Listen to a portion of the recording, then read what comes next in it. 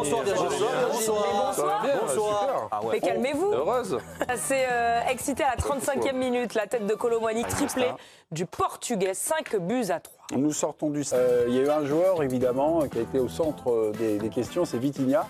Les deux coachs en ont parlé. On commence par Luis Enrique, puis on va enchaîner par le coach de Tottenham.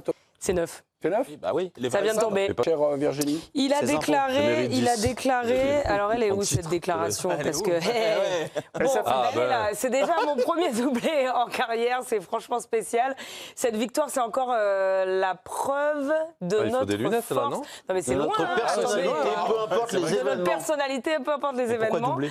Mon but préféré. Le deuxième, Voilà, le celui deuxième, du c'est gauche. voilà, ben J'en mettrai mais vous rarement. êtes parfait.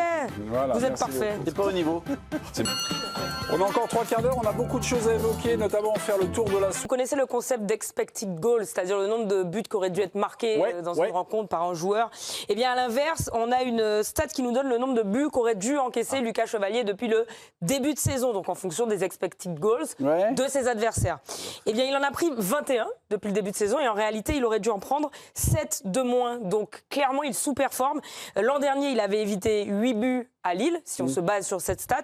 Et cette année, il en a coûté 7 au Paris Saint-Germain. Bon, bah voilà. Bon, bah Lucas Chevalier. D'ailleurs, les Grecs ont d'abord ouvert le score dès la 8e. Égalisation de Kylian Mbappé qui débloque tout. 20e, le quadruplé. Froidement, victoire 4-3.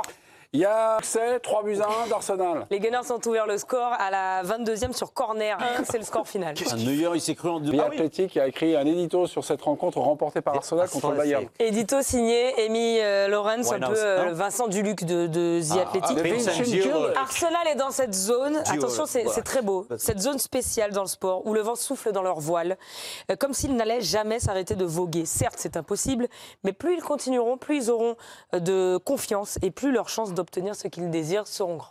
J'ai rien capté. Amy Lawrence. On y va.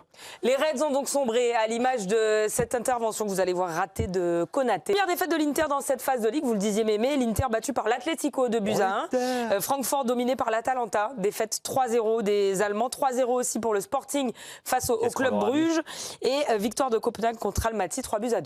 Pafos 2, Monaco 2. Oula, pardonnez-moi. Oui, non, mais c'est parti. Début de match explosif d'abord, but dès la 5e, Golovin. C'est certainement Vitinha qui a fait la une de l'équipe. Vous allez voir un dribble, une roulette. Eh bien, l'OL va devoir faire sans Clinton Mata face au Maccabi. Il a été touché, baladé quand même, je tiens à le dire. C'est pas si classique que ça contre les Fesses Istanbul. Vous allez voir, elle est loin déjà. Strazel il est bien sûr, origine guadeloupéenne, bien sûr. Il est pas Non, pas du tout. Mais ça ne va pas, non. Mais ça, elle peut dire Non, il avait une réunion hier. Que vient faire du pivot français Alexandre Sarr qui continue de régaler. Il a porté Washington.